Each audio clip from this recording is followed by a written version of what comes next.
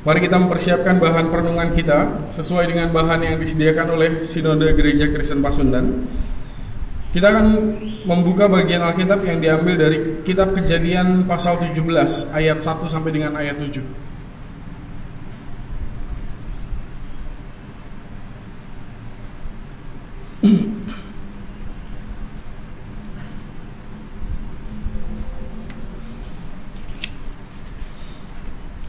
Sebelum kita membaca dan merenungkannya, mari kita bersatu dalam doa. Kita mohon pertolongan dari Tuhan. Kita berdoa.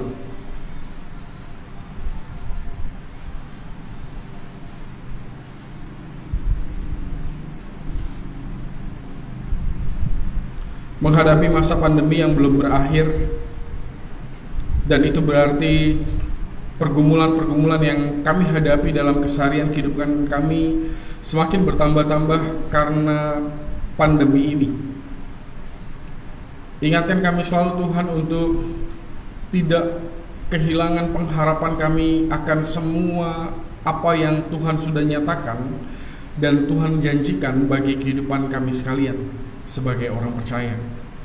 Pimpin kami ketika kami datang mendekat kepadamu, supaya melalui perenungan kami bersama-sama kami dikuatkan, kami diingatkan bahwa Tuhan tidak pernah melupakan kehidupan kami. Sebentar kami akan membaca dan merenungkan firman-Mu. Pimpin supaya hari ini kami betul-betul menerima berkat yang berasal daripada-Mu sendiri. Ini kami Tuhan, berfirmanlah, kami siap untuk mendengarkan. Dalam Kristus Yesus, firman yang telah menjadi manusia, kami datang dan berdoa. Amin.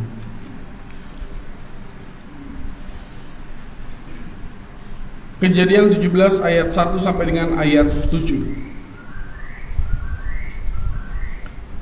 Ketika Abram berumur 99 tahun, maka Tuhan menampakkan diri kepada Abram dan berfirman kepadanya, "Akulah Allah yang Maha Kuasa. Hiduplah di hadapanku dengan tidak bercela. Aku akan mengadakan perjanjian antara aku dan engkau, dan aku akan membuat engkau sangat banyak." Lalu sujudlah Abram, dan Allah berfirman kepadanya, "Dari pihakku, inilah perjanjianku dengan engkau. Engkau akan menjadi bapa sejumlah besar bangsa. Karena itu namamu bukan lagi Abram, melainkan Abraham. Karena engkau telah kutetapkan menjadi bapa sejumlah besar bangsa. Aku akan membuat engkau beranak cucu sangat banyak. Engkau akan kubuat menjadi bangsa-bangsa, dan daripadamu akan berasal raja-raja. Aku akan mengadakan perjanjian antara aku dan engkau serta keturunanmu turun-temurun menjadi perjanjian yang kekal, supaya aku menjadi Allahmu dan Allah keturunanmu." Sampai sedemikian jauh pembacaan Alkitab kita hari ini. Berbahagialah kita sekalian yang bukan hanya sekedar membaca, merenungkan, tapi mau melakukan apa yang menjadi kehendaknya dalam keseharian kehidupan kita. Hosiana.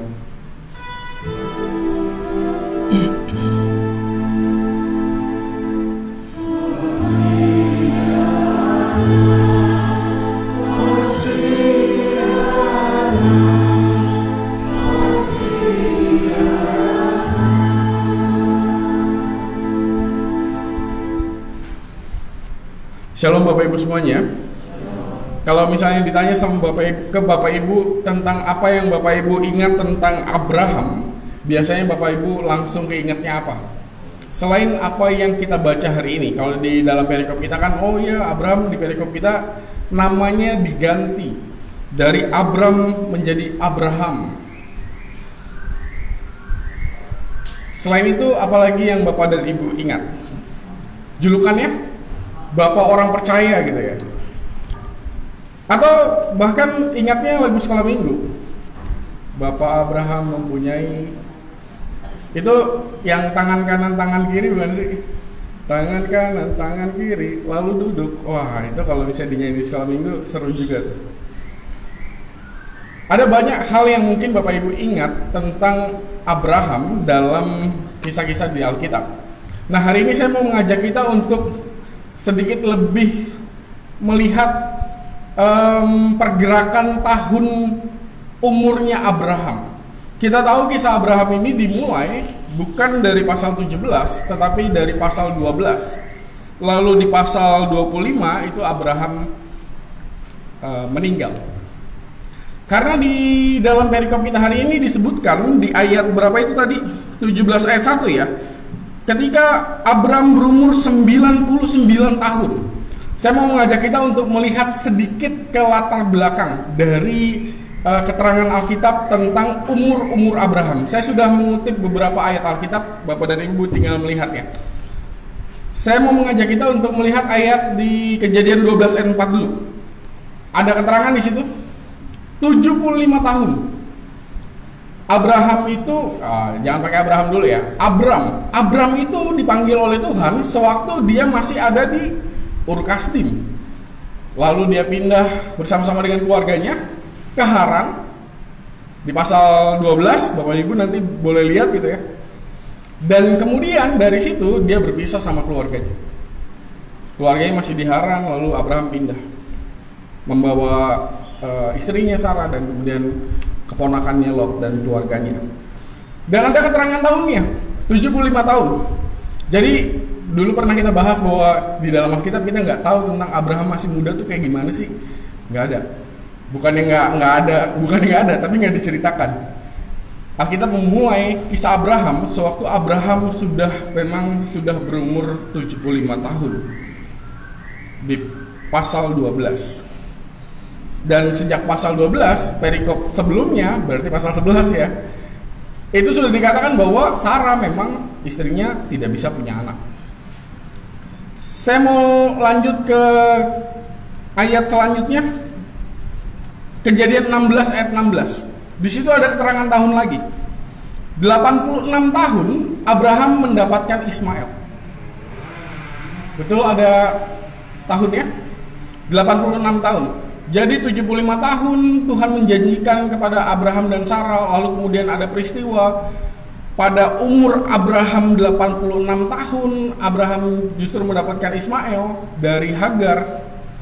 Lalu kemudian di ayat selanjutnya di perikop kita pasal 17, di sini Tuhan mengulangi kembali janjinya kepada Abraham. Dan di situ ada keterangan umurnya Abraham juga di pasal 17 ayat 1.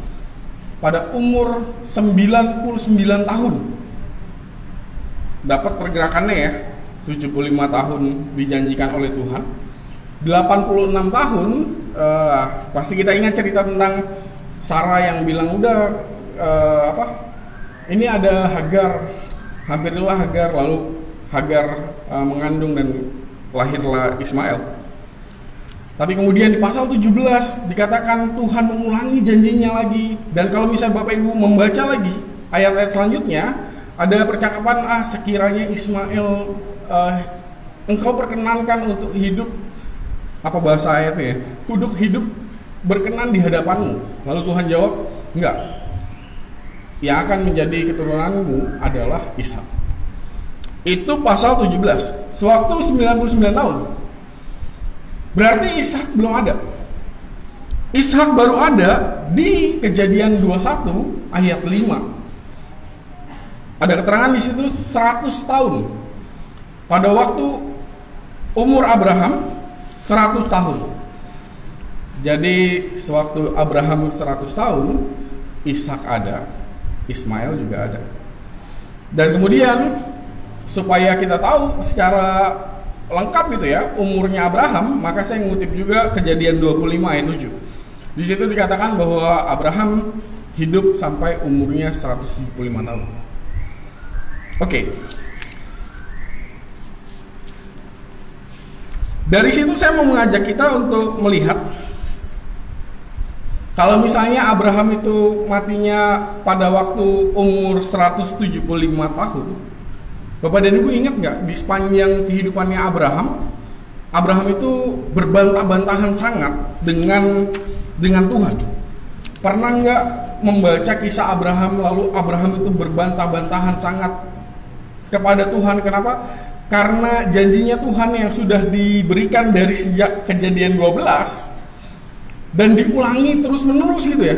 Diulangi tuh sama terus-terusan sama Tuhan bahwa engkau akan jadi bapa dari bangsa yang besar. Anak cucumu akan tidak bisa engkau hitung seperti bintang di langit. Dan itu diulangi terus sama Tuhan kepada Abraham berkali-kali. Dan kemudian Bapak dan Ibu, ketemu nggak dengan sosok Abraham yang berbantah-bantahan dengan sangat kepada Tuhan? Enggak, saya nggak ketemu itu. Palingan cuma dengan kisah Sarah yang ngomong kepada Abraham ya tentang Hagar, dan Abraham ngikut gitu ya.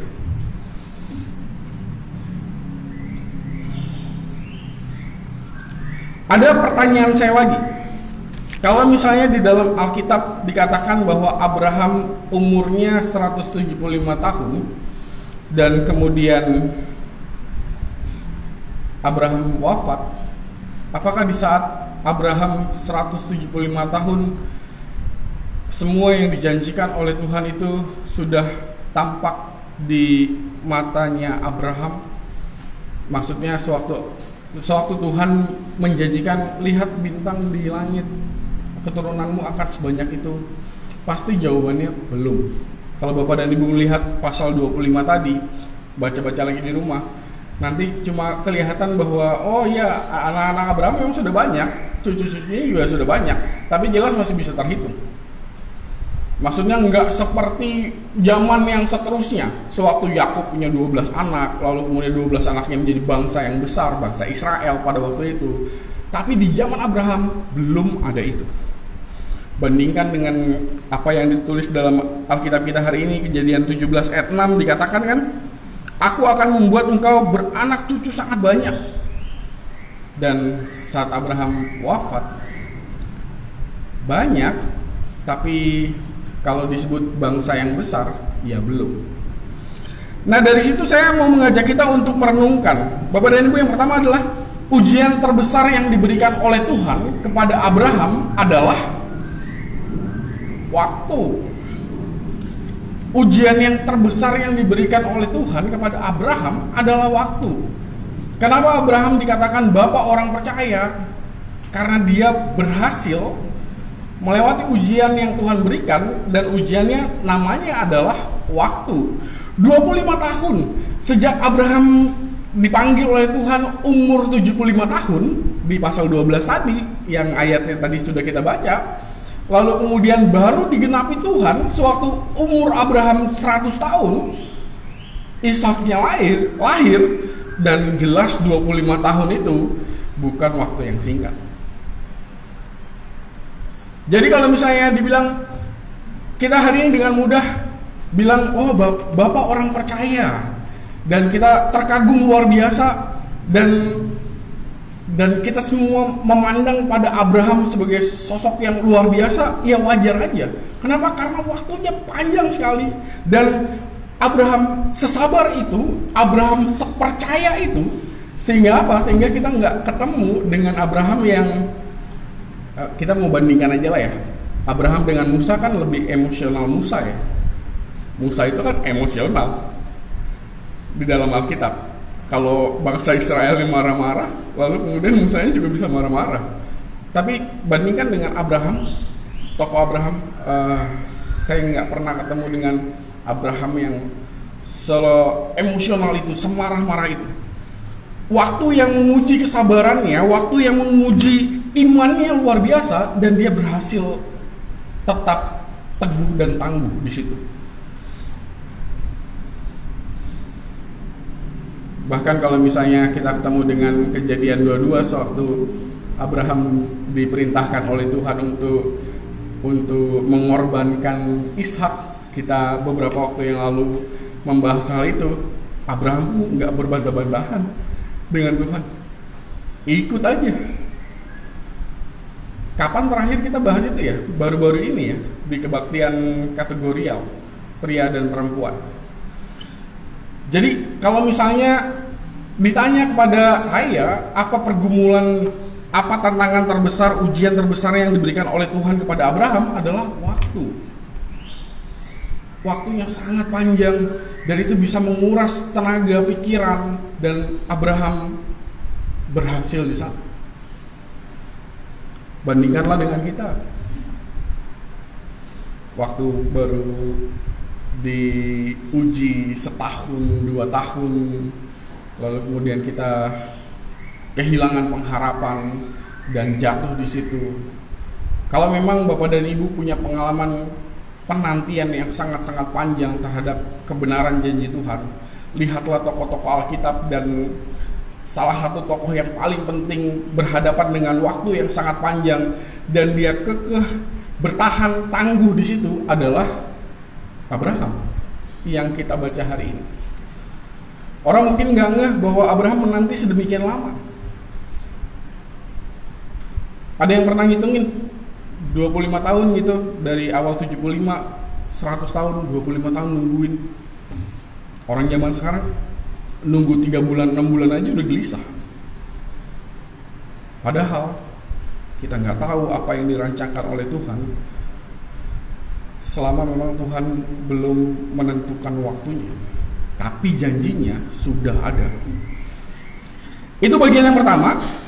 Bagian yang terakhir yang saya mau ajak untuk kita renungkan adalah ke ayat yang terakhir juga, yang tadi saya sudah share tentang bahwa kenyataan Abraham wafatnya itu umur 175 tahun, dan artinya ada masa 75 tahun Abraham itu ngobrol sama anak-anaknya, melihat anak-anaknya bertumbuh dewasa gitu ya, melihat Ishak atau melihat Ismail, ya Hagar dan Ismail akhirnya keluar dari rumah Abraham, berpisah.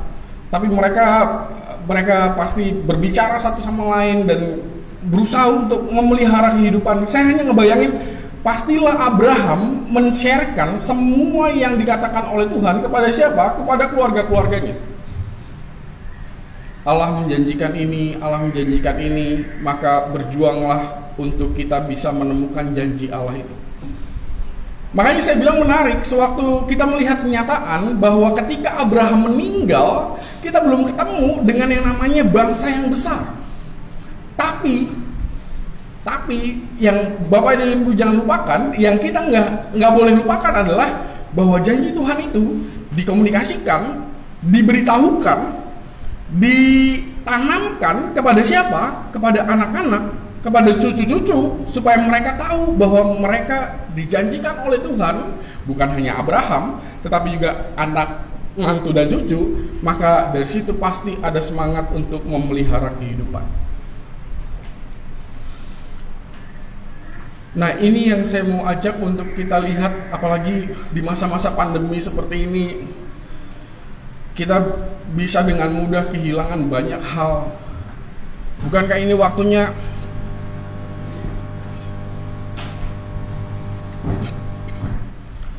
waktunya kita untuk betul-betul ngerangkul lah keluarga kita. Supaya apa? Supaya pada akhirnya segala sesuatu yang memang kita baca, kita tahu tentang apa yang dijanjikan Tuhan. Lalu kemudian ketika pandemi ini kita berhadapan dengan hal-hal yang berat, maka di dalam percakapan-percakapan keluarga itulah, disitulah kita menemukan kekuatan kita kembali. Bapak dan Ibu pasti tahu bahwa ketika seseorang terpapar oleh COVID, dan kita tahu bahwa ada beberapa anggota jemaat kita yang terpapar oleh COVID, salah satu kekuatan terbesarnya adalah dukungan dari keluarga-keluarga, dukungan dari kita, dan itu menjadi kekuatan mereka. Kenapa? Karena dari situ dia mendapatkan kekuatan. Maka di masa-masa pandemi yang sangat sulit ini, mari kita semakin mengikat erat kehidupan keluarga kita. Supaya apa? Supaya apa yang dikatakan oleh Tuhan tentang kehidupan kita, apa yang dijanjikan Tuhan kepada Bapak dan Ibu hari ini, meskipun mungkin belum dilihat, tetapi itulah yang diingatkan terus-menerus. Sama seperti Abraham yang mengingatkan terus-menerus, walaupun nggak tergambar ya di dalam Alkitab, tapi lihatlah di ayat-ayat yang lain, Anak-anaknya Abraham itu akan selalu mengacu pada nenek moyangku, leluhurku adalah Abraham, Ishak adalah bapakku, Yakub adalah nenek moyangku, Abraham, Ishak, Yakub gitu. Semua anak-anak Abraham akan mengacu pada rentetan keluarga mereka. Artinya mereka dididik, mereka dikasih tahu, mereka diingatkan terus-menerus. Supaya apa? Supaya ketika benturan keras terjadi dalam kehidupan mereka, mereka nggak melupakan bahwa ada sejarah dalam kehidupan mereka di mana Tuhan berjanji bagi kehidupan mereka. Mungkin itu yang harus kita tanamkan juga dalam kehidupan keluarga kita. Masih suka kumpul keluarga untuk doa malam, atau hanya sekedar makan malam dan kemudian kita doa sama-sama, atau masih jarang? Mungkin masa-masa seperti ini kita harus memperkuat hal itu. Maka selamat berjuang untuk menemukan kekuatan kita melalui kebersamaan kita di tengah-tengah keluarga. Ketika keluarga-keluarga kuat dan keluarga-keluarga juga saling mendoakan, maka kita akan menjadi lebih kuat karena kita bersama-sama. Tuhan menolong, Tuhan berkati. Amin.